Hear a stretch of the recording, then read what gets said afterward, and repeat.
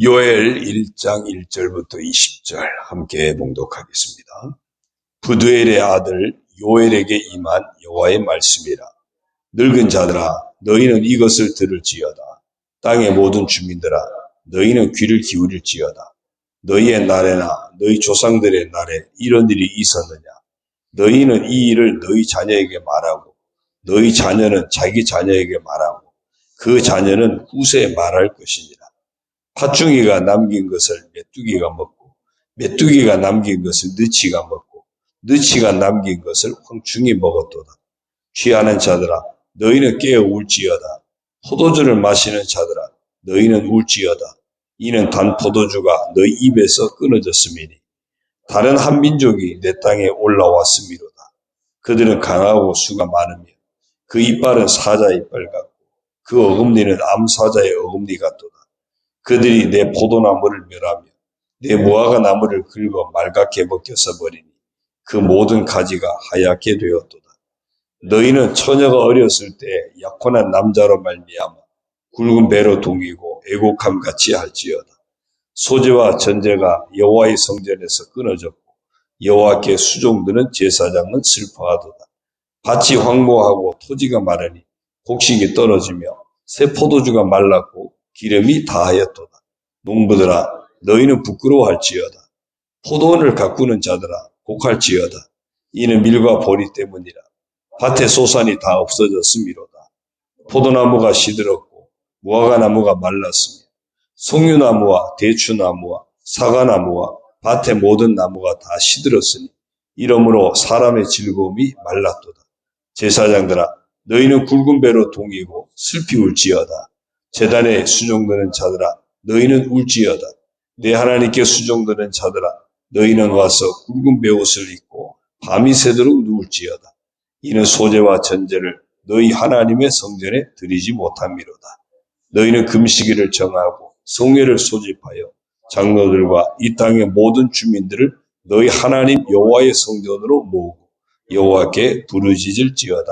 슬프다 그날이여. 여호와의 날이 가까웠나니 곧 멸망같이 전능자에게로부터 이르리로다. 먹을 것이 우리 눈앞에 끊어지지 아니하였느냐?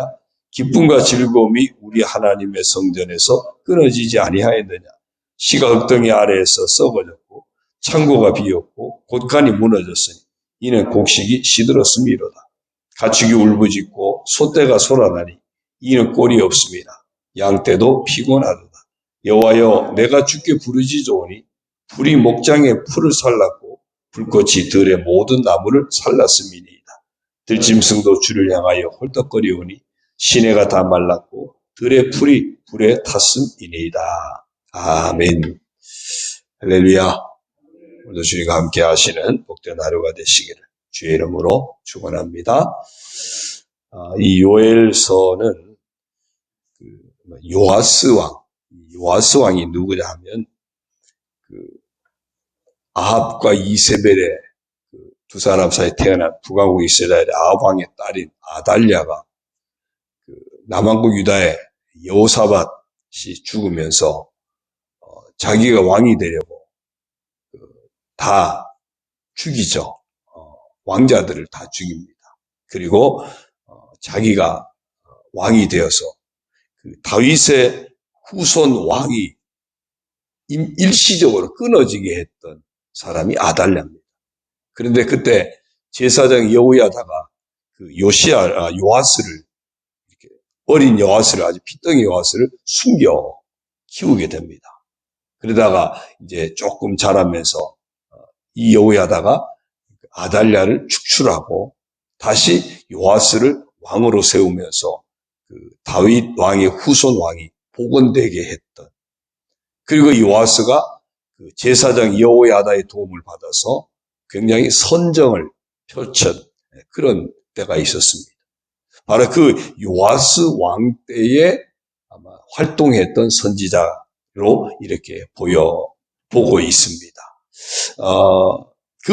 이제 요엘 선지자 요아스 왕 때 어떤 일이 있었냐면 아주 심각한 메뚜기 재앙이 있었고요. 메뚜기 재앙만 있는 것이 아니라 함께 어떤 가뭄과 기근이 겹쳐서 굉장히 고통을 당했던 그런 때가 있었던 것 같습니다. 바로 그 상황을 여호와의 날이 임박한, 이게 단순히 주어진 것이 아니고 마지막 하나님의 심판의 때가 다가오고 있다라고 하는 것으로 보게 만들었고, 그러면 여호와의 날을 우리가 어떻게 맞아들일 것인가? 왜냐하면 여호와의 날, 그날은 양면이 있기 때문에 그렇습니다. 여호와의 날은 단순히 심판이 아니라 구원받을 자는 구원이 이루어지고 심판받을 자는 심판이 이루어지는, 이게 분리가 되거든요. 그래서 여호와의 날은 심판과 구원이라고 하는 양면성이 있습니다. 우리가 예수님이 오시면, 그때도 마찬가지죠. 예수님이 오시면 구원받을 자와 구원받지 못할 자가 완전히 분리되는, 그게 만왕의 왕 되신 예수님의 재림이거든요. 그런 여호와의 날이 임박했다. 그러면 우리가 어떻게 할 것인가? 하나님은 그 여호와의 날에 우리가 구원받길 원하신다. 그러므로 우리가 깨어서 준비하자. 이런 내용이 담겨 있는 것이 요엘서 전체의 내용이다. 그렇게 생각할 수 있습니다. 1절에 보니까 부두엘의 아들 요엘에게 임한 여호와의 말씀이라 그랬습니다. 요엘이 누군지 정확하게 소개는 되지 않고 단지 부두엘의 아들 요엘이라고만 소개됩니다. 부두엘이라는 그 아버지의 이름의 의미는 하나님의 성실이라는 의미고요. 요엘의 의미는 여호와는 하나님이시다, 그런 의미입니다. 그래서 많은 성경학자들이 추측하기를 아마 제사장이지 않았을까. 요엘의 가문이 제사장 가문이었을 것이다. 그래서 특히 이런 그 여호와의 날에 대한 분명한 것을 보게 되었고, 또 이때가 어떤 요아스 왕이 아직은 어리기 때문에 제사장 여호야다가 도와서 나라가 이제 선정이 펼쳐지고 신앙이 예배가 회복되고 영적인 것이 회복되던 그런 때거든요. 그러니까 아마 제사장들의 역할이 아직은 살아있는 그런 때가 아니었을까. 그래서 이 제사장의 한 사람인 부두엘, 그의 아들 요엘을 통해서 하나님 말씀하셨을 것이다. 그래서 부두엘이나 요엘은 제사장일 것으로, 또 요엘이 아직 제사장이 되었을지 모르지만 어쨌든 제사장의 아들일 것이다. 그렇게 추측을 하고 있습니다. 자, 이때 무슨 일이 있었는가? 4절에 봅니다. 우선 그 2절부터 그냥 볼게요. 늙은 자들아 너희는 이것을 들을지어다. 땅의 모든 주민들아 너희는 귀를 기울일지어다.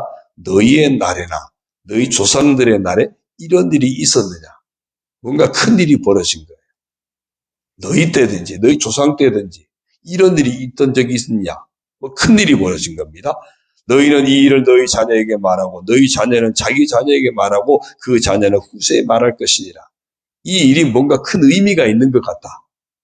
우리만 그냥 알고 넘어갈 일이 아니라 이 일을 자녀들 대대 후손들에게 알려야 될 뭔가 의미 있는 것 같다. 도대체 그 일이 뭘까요? 그 일이 4절에 소개가 되고 있습니다. 팥중이가 남긴 것을 메뚜기가 먹고 메뚜기가 남긴 것을 느치가 먹고 느치가 남긴 것을 황충이 먹었도다. 팥중이, 메뚜기, 느치, 황충 다 메뚜기를 의미하는 겁니다. 그래서 그냥 복합적으로 한마디로 메뚜기 재앙이에요. 중동 지역에는 우리는 메뚜기 그냥 볶아서도 먹을 수도 있고 그냥 이렇게 가을에 들판에 가면 흔히 볼 수 있는, 어쩌면 어렸을 때 이제 저 같은 경우는 어떤 메뚜기 그러면은 오히려 가을을 맞이한 것 같고 또 들판에서 흔히 볼 수 있는 것 같고, 그 다음에 잡아가지고 가면 여러 가지 반찬이 귀할 때 도시락 반찬을 볶아서 해줬던 그런 기억, 그 정도인데 여기 메뚜기는 그렇지 않은 거죠. 여기는 메뚜기가 나타나면 완전히 새까맣게 마치 구름이 덮이듯이 그렇게 몰려와가지고 들판에 앉았다가 날아가면 모든 곡식을 싹 뜯어 먹어버린다는 거예요. 그래서 메뚜기는 재앙입니다. 출애굽할 때도 애굽에 내렸던 재앙 중에 하나가 메뚜기 재앙이 있었죠. 메뚜기가 한번 몰아닥치면 농사를 망치는 겁니다. 근데 아마 이 메뚜기 재앙이 그렇게 하면 이제 팥중에 남긴 것을 메뚜기가 먹고 메뚜기가 남긴 것을 느치가 먹고 느치가 남긴 것을 황충이 먹었도다. 엎친 데 겹친 거로 막 닥치고 하면서 메뚜기 재앙이 연속으로 들이닥치면서 남은 것이 하나도 없는 그런 상황이 되어버린 거예요. 그러니까 모든 백성들이 늙은 자들아를 시작하잖아요. 모든 사람들이 정말 망연자실한 그런 상태가 된 겁니다. 그 정도만이 아닙니다. 7절에도 보니까요. 그들이 내 포도나무를 멸하며 내 무화과를 나무를 긁어 말갛게 벗겨서 버리니 그 모든 가지가 하얗게 되었도다. 모든 것이 먹을 것이 없을 정도로 나무가 다 엉망이 되어버린 거고요. 그 다음에 10절이요. 밭이 황무하고 토지가 마르니 곡식이 떨어지며 새 포도주가 말랐고 기름이 다했도다. 황무하고 토지가 마르다. 또 가뭄이 들고 아주 기근이 들어서 심각한 상황이 된 겁니다. 그 17절 이하에서 계속 표현하는데요. 씨가 흙등이 아래에서 썩어졌고 창고가 비었고 곡간이 무너졌으니 이는 곡식이 시들었음이로다. 가축이 울부짖고 소떼가 소란하니 이는 꼴이 없습니다. 양떼도 피곤하도다. 이런 기근이 되니까 짐승들조차도 줄 먹이가 없는 겁니다. 짐승들 먹을 게 없어요. 여호와여 내가 주께 부르짖으오니 불이 목장에 불을 살랐고 불꽃이 들의 모든 나무를 살랐음이니이다. 들짐승도 주를 향하여 헐떡거려오니 시내가 다 말랐고 들의 풀이 불에 탔음이니이다.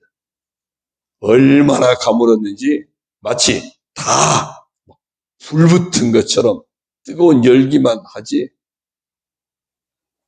심각한 아주 그런 재앙이 임한 상태, 이런 재앙이 임했던 거예요. 물론 이것을 예언적으로 보면 이렇게도 표현될 수도 있습니다. 6절에 보면요. 다른 한 민족이 내 땅에 올라왔음이로다. 그들은 강하고 수가 많으며 그 이빨은 사자의 이빨 같고 그 어금니는 암사자의 어금니 같도다. 이것이 예언적으로 또 보면 이제 앞으로 강대국이 이때 이제 아수르가 이제 점점 커질 때입니다. 아수르가 아직은 강대국은 아닌데 아수르가 점점 강해질 때 나중에 그 아수르가 이스라엘을 덮쳐버리는 거 아닙니까? 그러니까 강대국에 의해서 이렇게 짓밟힐 것을 함께 보여주는 그런 말씀이 되기도 합니다. 자, 아무튼 이런 상황에서 어떻게 할 거냐는 거죠. 문제는 이 상황을 놓고 하나님은 요엘 선지자를 통해서 이스라엘 백성들에게, 유다 백성들에게 말씀하시는 거예요. 이것을 단순히 넘길 사건이 아니다. 이례적으로 재앙당하고 고난당했다고 이거 어떻게 간신히 버텨서 이겨내는 이게 전부가 아니다. 이것은 뭔가가 신호가 주어진 것이다. 신호가 주어진 것이다. 그게 이제 15절입니다. 15절이요. 슬프다 그날이요. 여호와의 날이 가까웠나니 곧 멸망같이 전능자에게로부터 이르리라. 이것은 앞으로 심각한 하나님의 심판의 날이 우리 앞에 있음을 예고하는 사건이다. 우리가 인생을 살아가면서 우리가 어떤 일을 겪을 때마다 그 일을 가지고 하나님 앞에서 하나님 왜 제게 이런 일이 주어졌는지요. 그 일을 하나님 앞에서 나를 돌아보는 기회로 또 하나님의 섭리를 발견하는 기회로 그 하나님 앞에 우리의 신실함을 회복하는 기회로 더 영적으로 깨어있는 기회로 우리가 승화시킬 수 있다면 우리에게 닥치는 때로는 고난도 시련도 역경도 단순히 그때 아픔으로 끝나는 것이 아니라 우리로 하여금 하나님 앞에 더 바로 서게 하는 축복의 기회로 바꿀 수도 있다는 겁니다.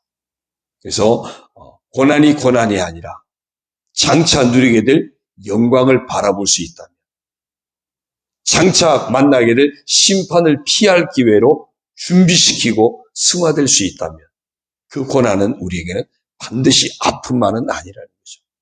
반드시 시련만은 아니라는 겁니다.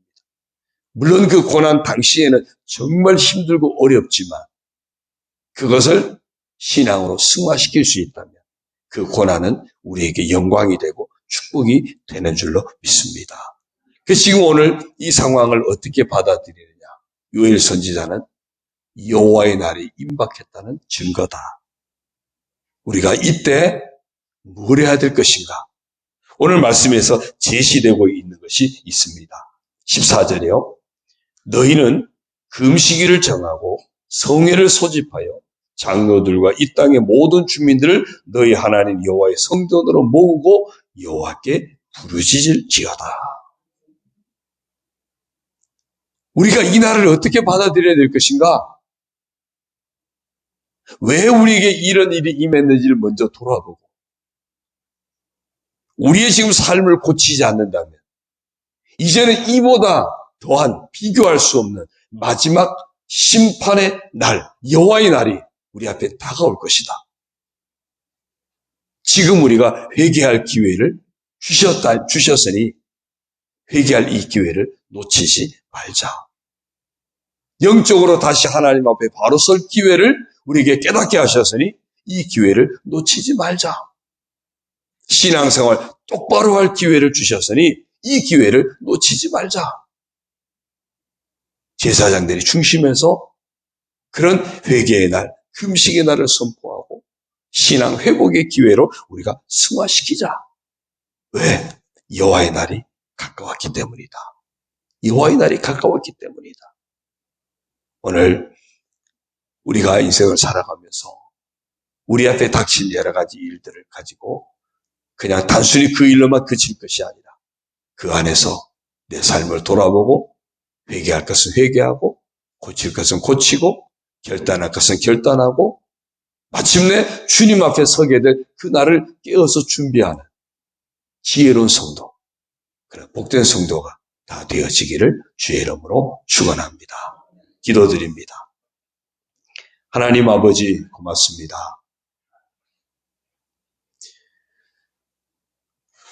메뚜기 재앙이 닥치고 심각한 기근으로 인한 한재가 닥치고 감당하기 어려운 그런 힘들고 고난의 상황에서 요엘 선지자는 우리가 지금 이 상황을 볼 것이 아니라 장차 우리 앞에 닥쳐올 여호와의 날을 준비하는 기회로 승화시켜야 한다고 외치는 선지자의 음성을 오늘 저희들도 듣습니다. 하나님 아버지, 우리가 살아가면서 겪는 여러 가지 일들, 또 우리가 현재 겪고 있는 여러 가지 기후위기, 환경재앙, 여러 가지 전쟁의 소문들, 우리가 겪고 있는 인생의 여러 가지 많은 시련과 아픔들, 고난의 위기들을 우리가 대할 때마다 단순히 지금 겪고 있는 고난만 보여지지 않게 하시고 장차 우리 앞에 닥쳐올 여호와의 날을 바라보게 하여 주옵소서. 다시 오실 주님, 그 주님 앞에 서게 될 우리 각자의 그 여호와의 날을 생각하게 하시고 이 땅에 임할 주님의 오심과 함께 마지막 심판의 때를 저희들이 믿음의 눈으로 볼 수 있게 하여 주시고 그래서 깨어있는 저희들, 준비하는 저희들 되게 하여 주옵소서. 고칠 것은 고치게 하시고 회개할 것은 회개하게 하시고 결단할 것은 결단하게 하시고 다시 다짐할 것 다짐하게 하시고 붙들 것은 다시 붙들게 하여 주시고 회복해야 할 것 회복하게 하여 주셔서 우리가 정말 신앙생활 똑바로 할 수 있게 하여 주시고 깨어서 믿음을 지키고 깨어서 주님 앞에 설 그날을 준비하는 정말 지혜로운 성도로 살아가게 하여 주옵소서. 우리 각자가 언제 주님 앞에 서게 될지 우리가 아무도 알지 못합니다. 그러나 반드시 주님 앞에 서게 될 그날이 우리 각자에게 반드시 임하게 된다는 사실을 잊지 않게 하여 주시고 정말 그날을 늘 깨어서 준비하는 지혜로운 성도로 오늘 이 하루도 그런 삶을 살아가는 복된 하루가 되게 하여 주옵소서. 이 아침에도 아버지 앞에 나와 예배하며 말씀 받고 기도하며 믿음으로 나아가는 우리 온 성도들 주님이 기뻐 받아주시고 정말 늘 깨어있는 귀한 성도의 발걸음이 되도록 축복하여 주옵소서. 아버지 간구하게 하시고 응답받게 아버지 응답하여 주시고 그 응답의 은총을 힘입어 더 아버지께 가까이 나가며 더 하나님 아버지 은혜로 영광 돌려드리며 살아가는 저희들 다 되게 하여 주옵소서. 가정들을 복되게 하여 주시고 자녀들도 복되게 하여 주시며 영광과 욕을 늘 강건함으로 축복하여 주옵소서. 우리 교회가 하나님 앞에 아름답게 세워지는 복된 교회가 되도록 축복하여 주옵소서. 오늘도 반찬 나눔을 통해서 하나님 영광이 선포되게 하시고 주의 복음이 저들에게 증거되게 하여 주시고 섬기는 모든 이들에게도 주의 놀라운 은총으로 덧입혀 주옵소서. 모든 것 의지하옵고 예수님의 이름으로 감사하며 축복하며 기도드리옵나이다. 아멘. 하늘에 계신 우리 아버지, 아버지의 이름을 거룩하게 하시며 아버지의 나라가 오게 하시며 아버지의 뜻이 하늘에서와 같이 땅에서도 이루어지게 하소서. 오늘 우리에게 일용할 양식을 주시고 우리가 우리에게 잘못한 사람을 용서하여 준 것 같이 우리 죄를 용서하여 주시고 우리를 시험에 빠지지 않게 하시고 악에서 구하소서. 나라와 권능과 영광이 영원히 아버지의 것입니다. 아멘.